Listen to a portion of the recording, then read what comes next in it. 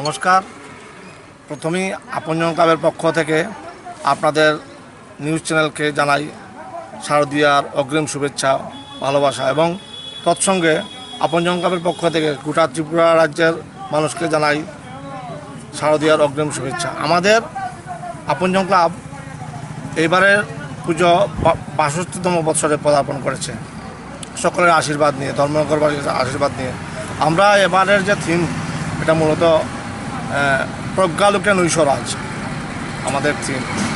আর প্রতি বছরই আমরা বড় বাজেটের একটা পূজা করার সিদ্ধান্ত নেই, এটা জনগণের আশীর্বাদ নিই।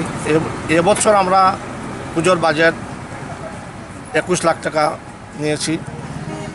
পাশাপাশি আমরা যদি বলে থাকি কর্মকাণ্ড, আমরা প্রায় নিত্যদিনই কর্মকাণ্ড করে থাকি কোনো না কোনোভাবে। দেখুন, আমাদের হাসপাতাল সামনে যে কোনোভাবে আজকে রক্তের প্রয়োজন, আমরা কিন্তু তার জোগাড় করে দিই, কাউকে আমরা কিন্তু নিরাশ করে দিই না। তাছাড়া বৃক্ষরোপণ সহ আরও যে বিভিন্ন কর্মকাণ্ড, অনেক গরিব দুঃখীকে আমরা বইও প্রদান করে থাকি, তাছাড়া জামা কাপড়ও দিয়ে থাকি।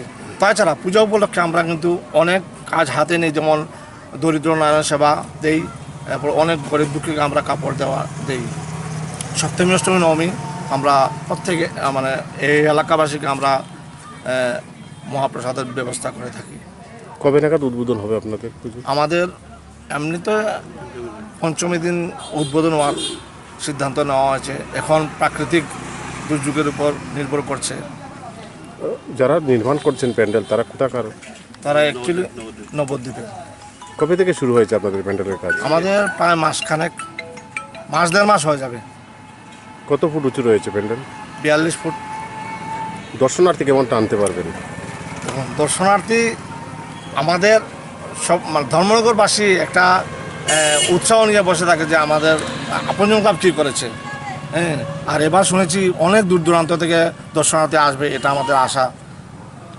আচ্ছা, আমরা যদি বলি উত্তর ত্রিপুরা হলো আসামের পার্শ্ববর্তী জেলা, সেহেতু আসাম থেকে কি দর্শনার্থী আসে? আসে অনেক দর্শনার্থী প্রতিদিন, মোটামুটি রাত পেয়ে যায়। আমাদের ভলান্টিয়ার থাকে, সব ভলান্টিয়ার মিনিট করে হাজার দর্শনার্থী আসে বাইরে থেকে, আগরতলা থেকেও আসে পূজা দেখতে। মূর্তির কি বিশেষত্ব রয়েছে আপনাদের? মূর্তি আমরা প্রতিবার বছরের মতো নর্মাল মূর্তি আমরা রাখি, যাই থিম করি।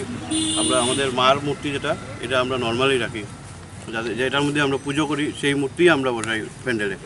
মূর্তিতে আমরা আর্টিফিশিয়াল কিচ্ছু করি না, যেটা আমরা ভালো লাগে, সন্তুষ্ট পাই যে ন্যাচারাল মূর্তি দিয়ে যে মূর্তি আমরা রাখবো প্যান্ডেলে, সেটাতেই পূজা হয়। আচ্ছা, প্যান্ডেল তৈরিতে কী ব্যবহার করছেন?